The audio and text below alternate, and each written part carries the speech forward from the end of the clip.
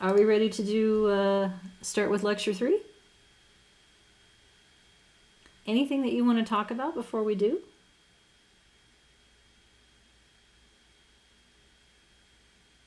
Okay. Well, you will get a chance to practice putting a single slope in the model in homework 2, which is due next Monday night. So still 6 days away, but you should be well able to complete it by now. This will then be the basis of your next homework, homework 3, which will not be due until after spring break. So we're starting a new unit here. And starting with basically the point where we left off with respect to talking about including predictor variables that are groups, that are kinds. We had 2 groups at the end of this last example. We're going to start with 3 and then move to 4. So these are the types of models that we're going to cover in this unit. Generally speaking, the unit is focused on how do you characterize a relationship between a single predictor conceptually and an outcome when it takes more than one slope to do that, and what are the extra pieces that come into play when a relationship requires more than one slope. So we will have to go back over everything that we did in the second unit to add on a new piece. So if you're feeling like, okay, this is a lot, yeah, we're going to go back over it all again, and then the new part will be at the end of that. So starting with having a predictor of 3 or more groups, which is, by the way, known as analysis of variance to the rest of the world, or ANOVA for short, and then looking at nonlinear effects of quantitative predictors, and then also the idea of whether or not you can treat an ordinal predictor as interval. That's a testable hypothesis, and so I'll show you how to do that.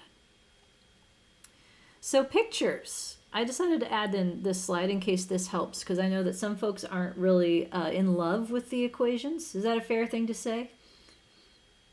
That if you were in love with equations, you'd probably be over in the math or stat department and not in the College of Education. I didn't used to be in love with equations, but I've grown to become more comfortable with them. Let's put it that way.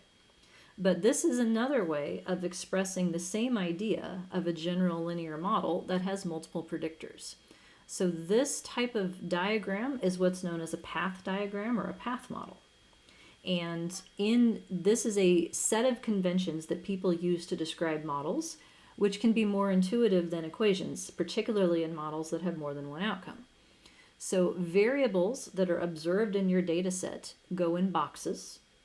So this is a model predicting y as an outcome from 3 different x predictors, and each x predictor has its own slope, and the slopes are described with these arrows.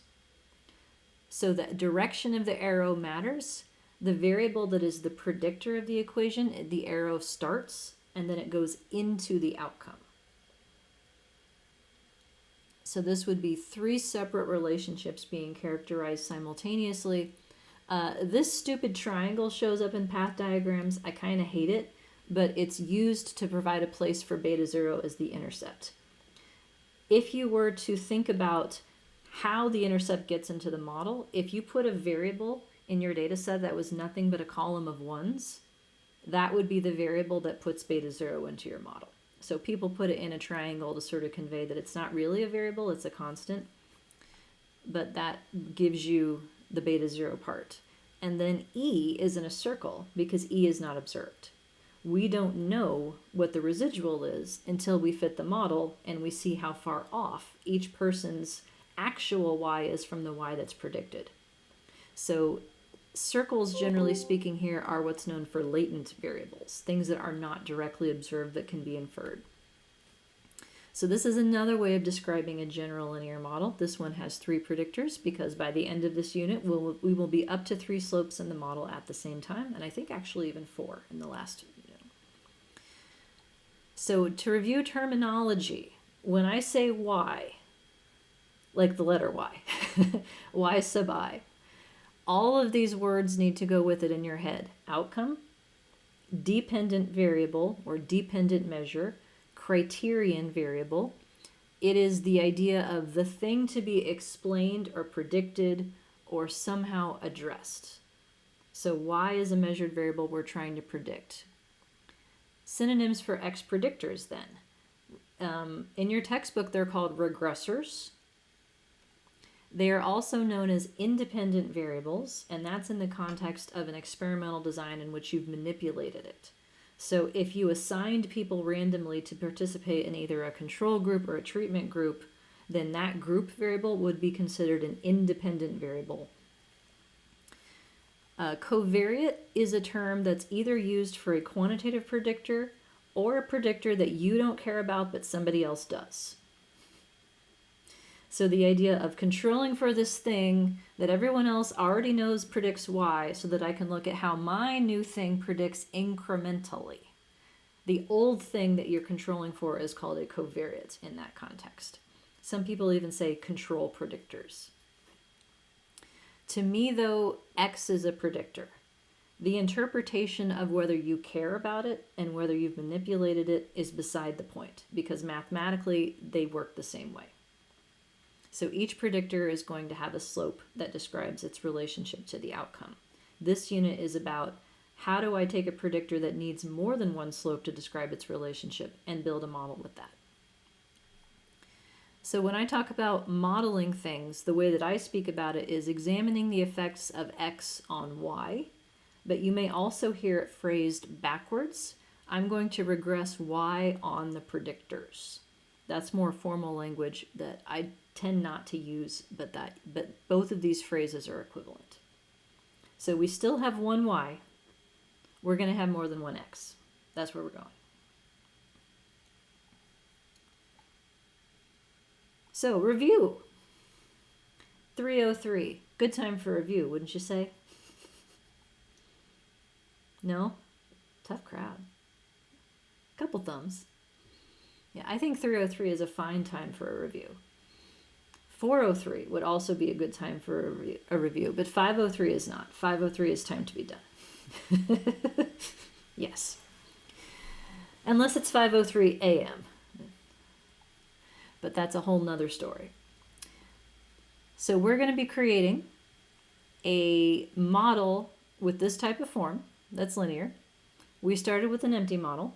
So we just reviewed this at the end of the previous lecture, but it doesn't hurt. So this is our starting point. If I don't know anything else about a person, my best guess for their outcome is just the sample mean.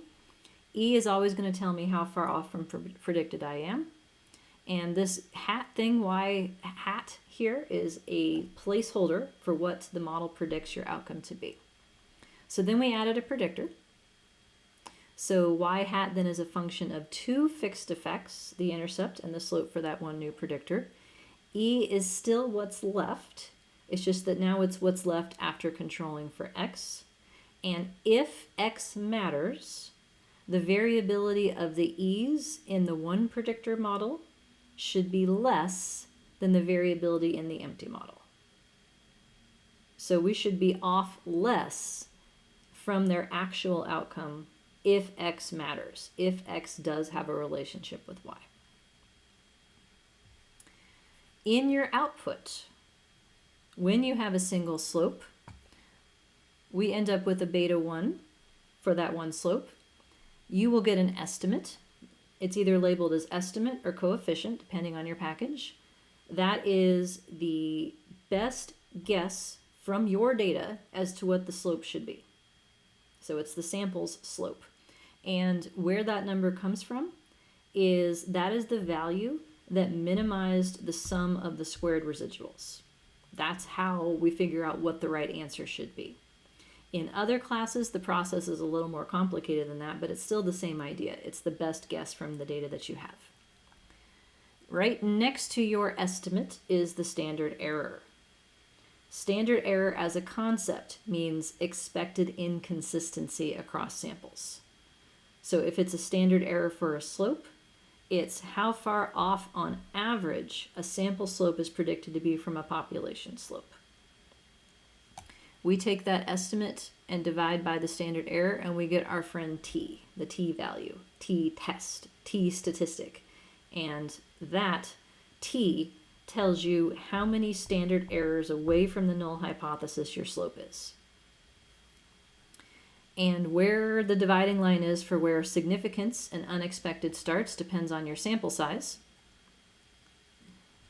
And so we end up with, given degrees of freedom, an exact p-value that tells you how often you'd see a slope that big if the true slope in the population were 0. And for one slope, we can convert it into what's known as a standardized slope. So basically stripping off the units of x and the units of y, and that standardized slope is the same as Pearson's correlation. So this was where we left off with. If we have a binary predictor then, so two groups, we can describe the relationship of that two-group predictor to the outcome by coding one of the groups as 0 and the other group as 1. And then the slope for that two-group predictor tells me, on average, what the difference is in the one group relative to the 0 group. So if the slope is positive, the one group has a higher mean than the 0 group. If the slope is negative, the one group has a lower mean than the 0 group. So the model directly gives me, as the intercept, the predicted outcome when your predictors are 0. That means the intercept is going to give me the group 0 mean directly. Beta 0 plus beta 1 gives me the group mean for the other group. And so in your homework, I'm asking you to practice finding this for the example data that you were given. And if I know what the mean is for the one group, I can subtract off the mean for the 0 group and get the mean difference. So there's 3 pieces of information that I might want to know. What is the outcome mean for group 0? That's given to me by beta 0 directly. What is the difference for how group 1 differs from group 0? That's given to me by beta 1 directly. If I put the two together, what's the 0 group mean plus the difference for group 1? I get to what the group 1 mean is. So beta 0 plus beta 1 is a linear combination of these fixed effects. So even though the model parameters don't tell me directly what the mean is for group 1, they tell me indirectly. And to ask for these sorts of, can you do the math for me for the beta coefficients? That's estimate in SAS, lincom in Stata, GLHT in R. In SPSS, there is under procglm, there's a command called lmatrix that will allow you to do this. And in SPSS mixed, it's a test statement. Every software package on the planet has these linear combinations if you know how to ask for them. All right. Now, what if I had more than 2 groups? Oh, by the way, that's a 2-group t-test. I already said that. What if I have 3 groups? Then just having one slope isn't going to be enough. What I'm going to have to do is add as many slopes as I have groups minus 1. So if I have 3 groups, so C equals 3 categories, then I need 2 slopes. Because between the intercept and those 2 slopes, the model will perfectly recreate the 3 means. If I have 4 groups, I need 3 slopes. And if I had 5 groups, how many slopes would I need? Another finger question. 4, yeah. So some of the group differences are going to be given directly by this coding scheme, or this process, I should say, and some of them are going to be given indirectly, but I'll get them all eventually. So more generally, you can figure out amongst your different levels of a categorical predictor, or different groups, how many possible pairwise differences there are with this, this formula right here. If I have 3 groups, there's 3 possible differences. I can know how group 1 differs from 2, group 1 differs from 3, and how group 2 differs from group 3. If I have 4 groups, then there are 6 possible differences. Group 1 versus 2, 1 versus 3, 1 versus 4, 2 versus 3, 2 versus 4, 3 versus 4. And this process of figuring out how many slopes you need as a function of the number of groups you have and putting those slopes in the model so that you can perfectly capture each group's mean and all potential mean differences as linear combinations is analysis of variance. So that's our next task, is to learn how to do this.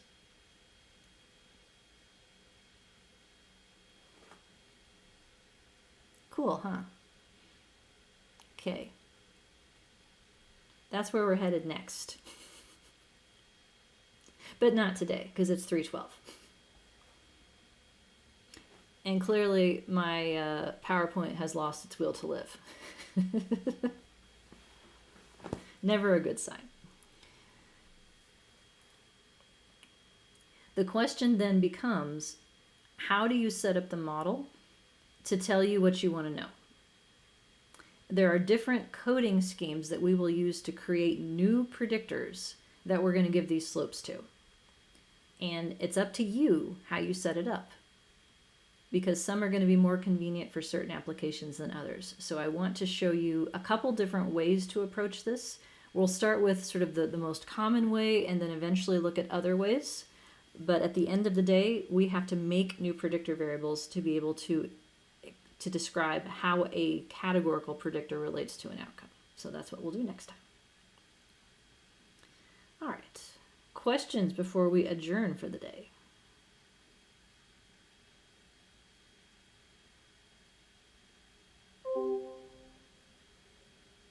No? Okay. Well, office hours start very shortly. It's garbage day, which means I say thank you for coming and see you Thursday, as opposed to have a good weekend. I hope to be back in person on Thursday, but I hear snow may be coming, so we'll see what happens. I'm not going to predict anything, but I will let you know if I will be only on Zoom again. So, all right. All right, then thank you for being here. See you next time. You are very welcome.